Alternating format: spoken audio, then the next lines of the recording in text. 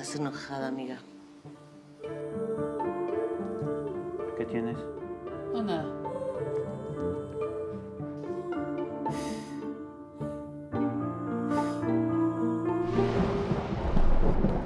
La Tierra está a punto de entrar a otra dimensión. Astrónomos, físicos cuánticos y mediums de todo el mundo están trabajando para determinar los efectos que va a tener en la humanidad. Cuando todo pase, nosotros debemos servir de ejemplo. Mamá, por favor, ya parece que un científico de la NASA va a venir a una escuelita de meditación de Santa María la Ribera a hacerles esta gran revelación. No es fácil para mí comunicarles lo siguiente, pero aprovechando que estamos juntos en familia, pues creo que quedó indicado. Dejen pasar primero a los videntes. Soy de las videntes, sí. Soy de las videntes, sí. Con permiso. Por favor, en orden, por favor. Tanto a mi hijo como a mi esposo no les interesa qué pienso, lo mismo les da si estoy o no estoy.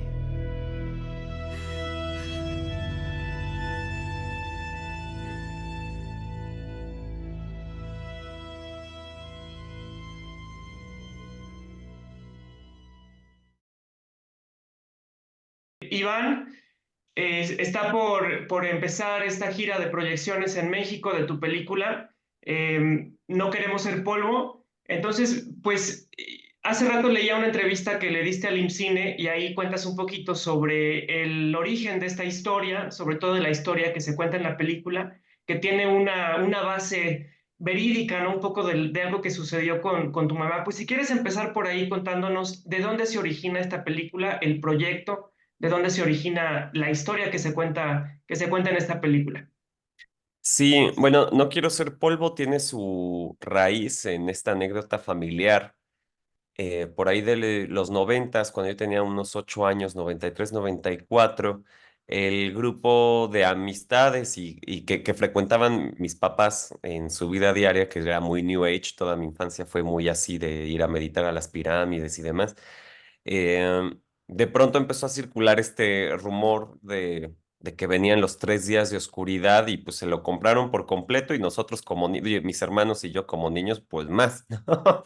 Este, y ya finalmente, pues obviamente no pasó nada, pero cuando decido escribir la historia ya era más o menos 2010, 2011 que vuelven a circular esta teoría de los días de oscuridad y fue que como que me destapa el recuerdo y digo, tengo que retomar más o menos esa anécdota. Y coincidió con otras personas aquí que estaban en Ciudad de México haciendo campaña de que venía el fin del mundo. No eran teorías relacionadas, era como otra teoría que decía que el fin del mundo iba a suceder no sé qué, pero te abordaban con muchísimo entusiasmo en Reforma y demás, me los encontré 2, 3 veces.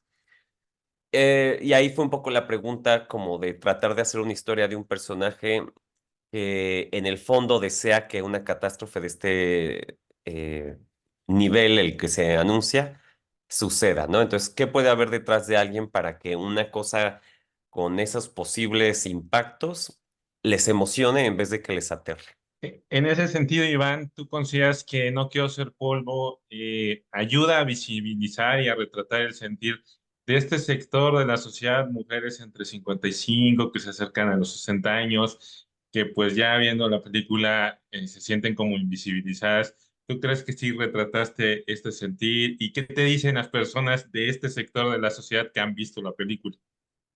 Pues sí, o sea, lo que sí hemos detectado es que bueno, depende como un poco el grupo de edades. Tampoco creas que hicimos un estudio de públicos así tal cual que nos digan todas sus reacciones, pero de lo que me he llevado en las funciones de festivales o en las que me ha tocado ahorita estar, creo que sí genera un impacto mayor en el grupo de la tercera edad y en mujeres mucho más. O sea, sí ha sido, la conversación se torna en otro sentido, ¿no? Siempre, pues muchas se empiezan a sentir identificadas, no solo mujeres, también hombres ya jubilados que de pronto pues, se dedicaron 100% al trabajo, ¿no? A lo mejor es otro lo viven distinto, pero llega un momento donde también se empiezan a sentir invisibles para los hijos o a lo mejor no tienen hijos, no están casados, pero justo qué propósito tienen, cómo pueden llenar esta nueva etapa y el miedo a no haber generado ningún impacto en la vida de los demás. Eso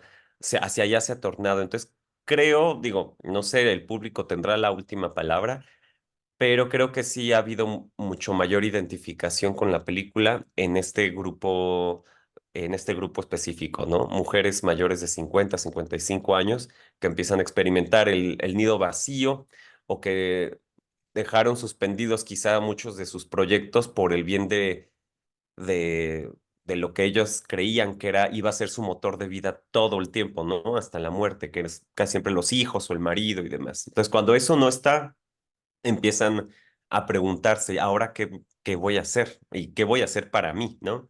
Entonces, creo que sí, pero bueno, el público siempre tendrá ahí la última palabra.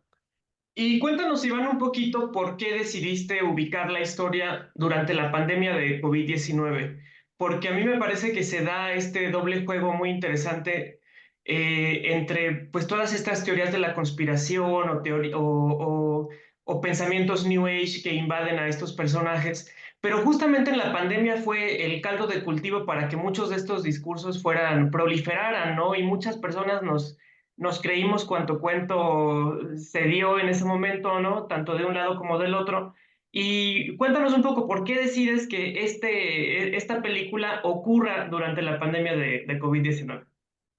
Pues mira, fue un poco azar porque como bien lo escribí 2011, 2012 ya tenía el guión final, pero obviamente adaptamos a las circunstancias reales que estábamos viviendo. La película se filmó posterior al semáforo rojo, era así, primera semana de semáforo amarillo, ya estábamos filmando. Toda la preproducción fue en Zooms, muy pocas reuniones en equipo y siempre como separados porque era una película muy independiente, no teníamos dinero para, si alguien se contagiaba, no íbamos a poder retomar el rodaje, ¿no? Era un rodaje con un presupuesto hiper limitado, no muy limitado, hiper limitado, no había prácticamente margen de error, tenía que ser todo súper planeado.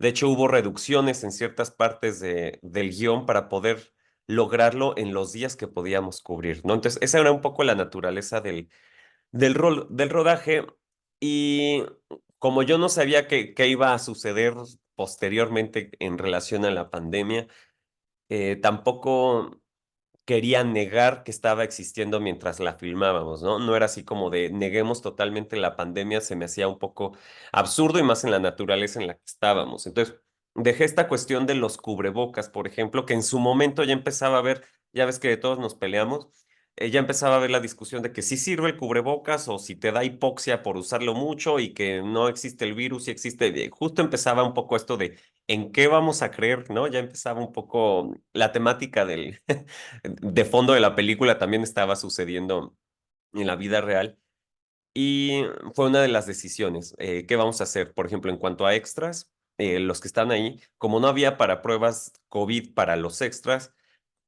iban a estar en las escenas que salen, que eran además 5 o 6 extras, no había mucho, siempre con cubrebocas, todo el tiempo, adentro y fuera de cámara, y fue un poco uno de los juegos creativos que utilizamos para retratar pues, lo que ya estaba sucediendo, ¿no? Gente en contra del cubrebocas, gente a favor del cubrebocas, independientemente de en qué cosa crean. Ya había esa iba. Y lo que sí sucedió, digamos, en la infancia, cuando nosotros lo vivimos, en los 90s, mucha gente del crew creo que empezó a entender, mucha gente del equipo que no había pasado por una cosa así. Al estar en la pandemia, creo que empezaron a sintonizar mucho mejor con la película en cuanto a qué se vive, qué hace la gente en un momento como de no saber distinguir o no saber qué creer porque somos incapaces por la cantidad de información que hay, de distinguir ya o de poder cotejar, esto sí es, esto no es. Entonces, esa cuestión creo que finalmente también impactó al resto del equipo creativo para aportar desde un mejor punto de vista o ya sabiendo cómo es pasar por ahí y empezar a aportar creativamente. Y justo, Iván, no sé si coincidas conmigo, este contexto pandémico también ayuda a acentuar pues el estado emocional de la protagonista y también este ambiente como apocalíptico y por lo que tú querías retratar, o coincides, no coincidas. No, sí, digamos, a mí me han preguntado, viene el caso ahorita Te digo por qué. Me han preguntado que si yo, por ejemplo, pensaba de la película como una película de ciencia ficción o apocalíptica. Y yo, digamos, que cuando viví los días de oscuridad en los 90, pues lo sentía, era un fin del mundo muy cotidiano, pues y seguíamos yendo a la escuela, con el temor de que pudiera suceder, pero así ya había como el plan, ¿no? De que finalmente la escuela pues está como a 15 kilómetros, y es algo que se camina, como ya estaban previstos como ciertas cosas, y era un fin del mundo cotidiano. Había tormentas eléctricas que nosotros asumíamos como señales de que estaban por suceder las cosas, aunque son tormentas eléctricas seguro comunes y corrientes como las que ha habido siempre.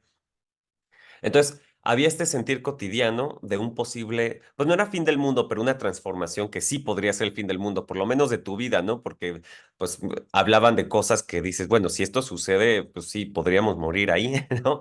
En temblores, terremotos, todo lo demás. Entonces, siento que la pandemia había esa sensación, no sabíamos qué iba a ocurrir, de pronto una nueva cepa, uy, va a ser más agresiva o no, ¿no? Y de pronto, pues había familias que corrían con la mala fortuna de que toda la familia se enfermaba y no todos lograban pasar, ¿no? Había familias donde como que el virus pasaba sin más, pero otras familias donde, pues varios miembros de la familia sí iban ahí en una sola semana o en dos.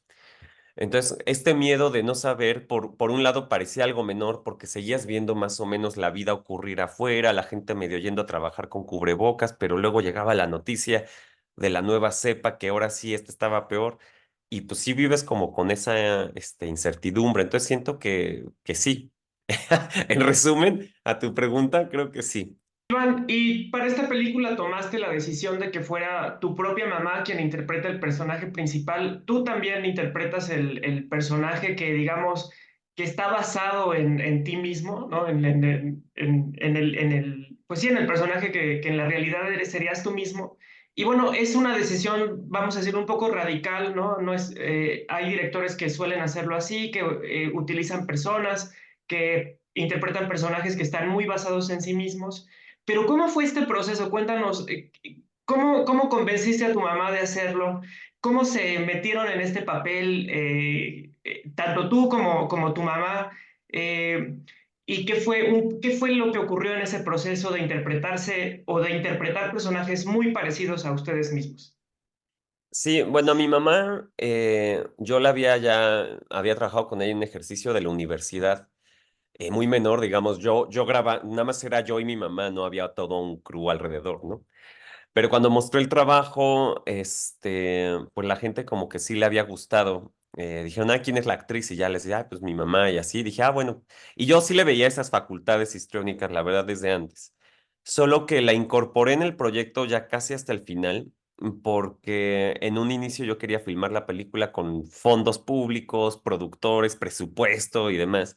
Y sabía que no iban a querer, porque es una película muy de personaje y que el riesgo de a una debutante era muy grande, ¿no? Y que iban a querer rostros famosos. Entonces yo nunca le había hecho bien el ofrecimiento a mi mamá. Ella sí me había dicho que pues como me veía batallar con el presupuesto, que pues por lo menos si ella actuaba, pues no cobraba, medio de broma, pero no y así.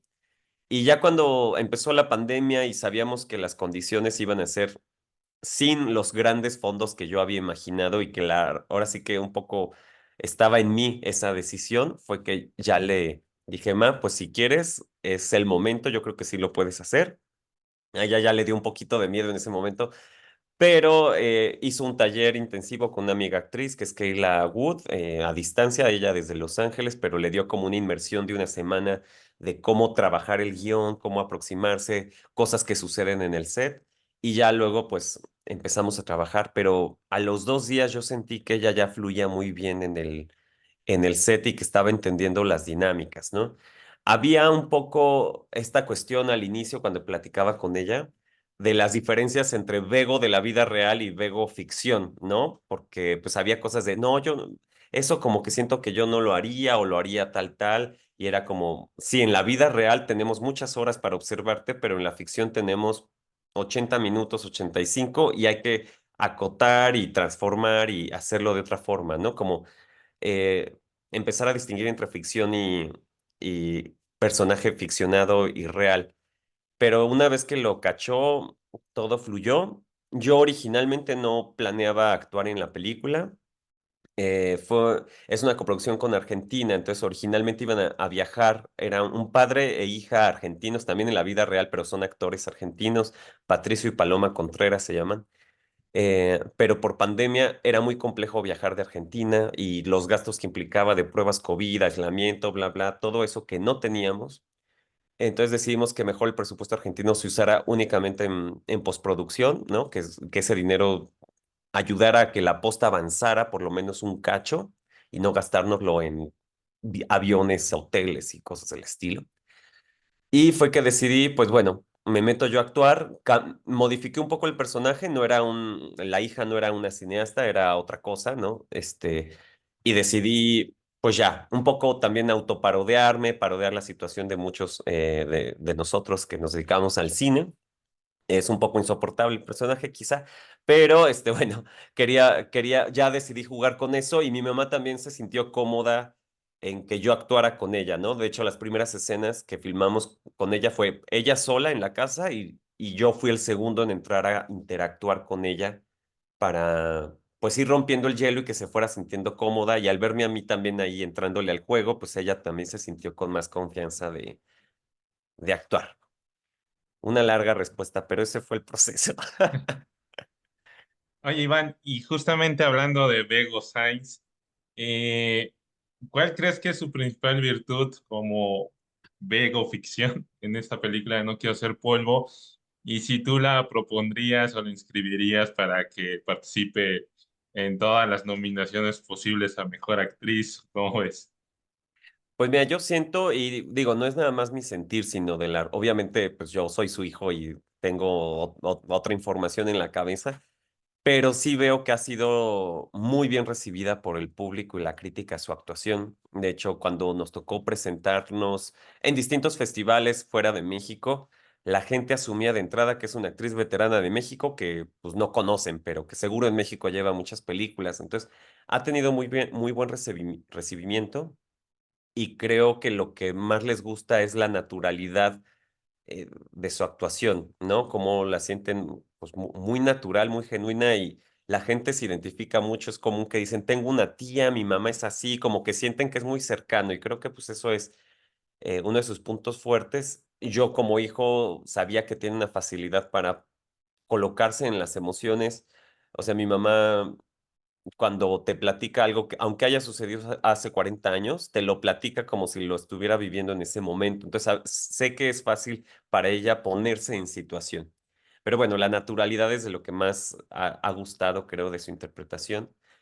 Y pues sí, en los premios que toque inscribir la película, obviamente esperamos que sea bien recibida y pues ella ya ahorita recibió propuestas oficiales para colaborar. Justo ahorita que todos los cineastas andamos haciendo carpetas para películas, ella ya va a estar por lo menos ya en una de esas carpetas. Ya, digo, de ahí a que se filme es otro tiempo y esperemos que se logre, pero ya tiene propuestas o sea, ya oficiales de que ya firmó cartas de intención y todo. Entonces estamos muy contentos porque sí es algo que le gustó hacer, que quiere continuar haciendo y se está dando. No, no nada más fue el recibimiento yo como hijo, a ver en dónde la meto en mis proyectos. No, ya la están buscando de fuera y eso a mí me da un gusto enorme.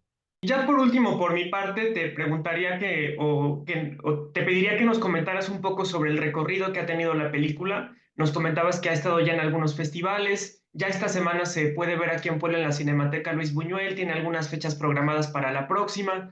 Y en otras ciudades del país. Cuéntanos un poquito del recorrido que ha tenido la película en cuestión de proyecciones y cosas así. ¿Y qué es lo que le falta todavía a la película por vivir? Porque apenas es una película que estamos conociendo. ¿Qué es lo que todavía le falta a No Quiero Ser Polvo en su camino? Pues mira, el primer gran paso que dio la película y que no esperábamos en lo absoluto fue el Festival del Cairo, que es uno de los 15 festivales denominados ¿no? Y es el más viejo de esa región, del Medio Oriente. Y pues te digo, era un rodaje súper chiquito y austero y de pronto vernos en esas alfombras rojas gigantescas que hacen un magno evento en la Casa de Ópera del Cairo, algo que no nos había atravesado por acá y que fue muy padre. Ya ha estado en Estados Unidos y ya también la película ya había tenido un estreno comercial en Argentina. Se estrenó hace casi un año allá, entonces estábamos muy impacientes en que ya tuviera un estreno comercial acá, que se está dando ahorita, pero justo la estrategia de estreno es distinta a la común, donde normalmente llegas a un montón de salas y luego pues vas perdiendo salas y hasta que quedas en 2 o 3, ¿no? Entonces ahorita empieza un poco la fase de gira, por decirlo de alguna forma, en la película, donde vas llegando a distintos cines independientes, eh, pues de la República, y será un proceso de 2, 3 meses de llegar a cada vez más estados en cines independientes o cinetecas o cinematecas, como es el caso de Puebla. Y bueno, y estar recibiendo invitaciones, que funciona un poco más así, ¿no? No es como los cines, las cadenas comerciales.